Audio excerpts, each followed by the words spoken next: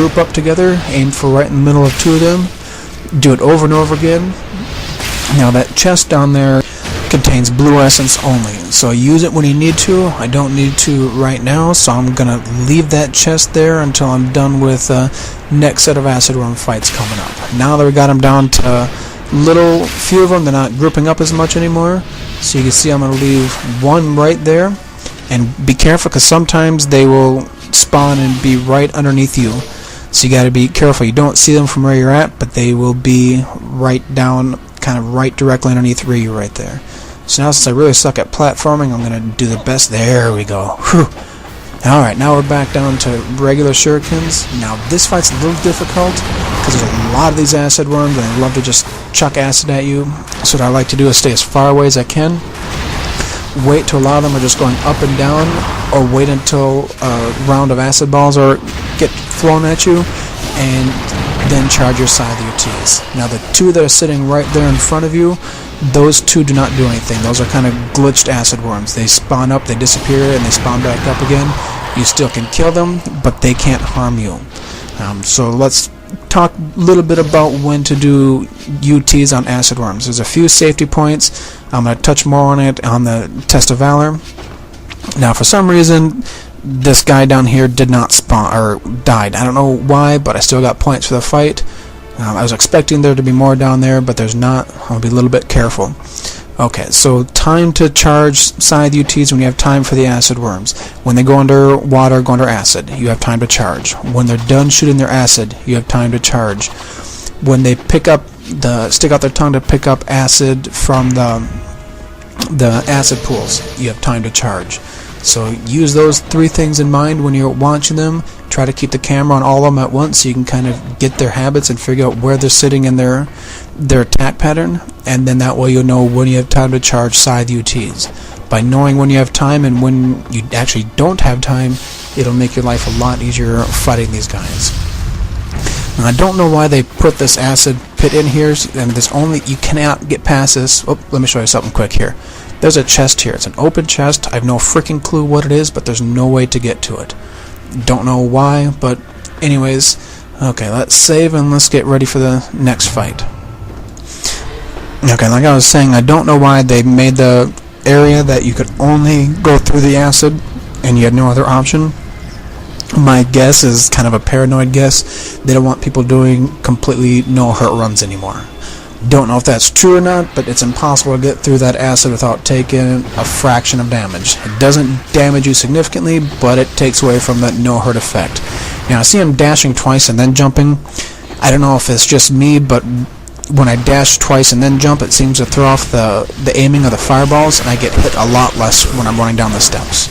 It's probably just me, but that's just a technique that I do. Okay, you see that Ganja there? She's completely paralyzed. Don't know why that happens, but they seem to like to get paralyzed. Now see right there, I jumped towards him and I did an on-landing 360. I did not charge the full ET because I noticed she was about ready to grab me with her tail, and so I just released. And when I did that, you may still take damage, but they won't do their tail grab move. So watch out what they're doing when you charge. Don't, like I was saying, don't just blindly charge. Like again, I didn't have time to charge the ET right there.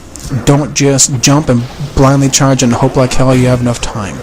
Okay, what I'm doing here is I'm spawning the next fight while I have essence. That way I can continue my UT chain and don't have to worry about taking out a couple of these guys to get my UT chain starting. So I'm kind of combining these two fights together.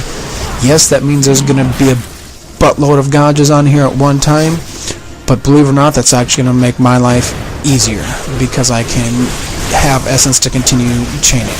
And a lot of Gajas isn't a big deal, especially if you got through, chapter 5 with the waterfall area Gajas. There is huge amounts at one time. This should be no problem for you. So now I've taken care of those. There's going to be more that spawn, and I like to stay up in this area because they're spawning from a distance. That means when they're spawning from a distance, you have time just to sit here and charge a UT and wait for them to come. Now, of course, I waited a little bit too long, so I jumped away, and I still had time to charge my UT. It wasn't actually an ET, but close enough. And if you're listening carefully, you can actually hear them spawn from a distance. So kind of keep your ears open, listen to them.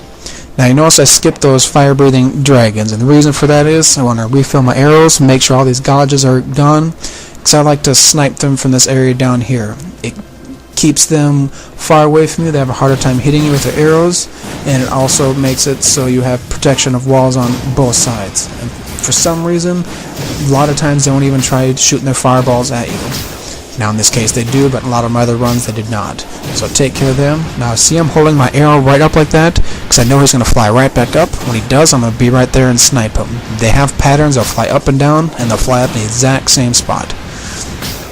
Okay, now that we got these done, let's go open this chest. Okay, this chest has ghost fish or yellow essence.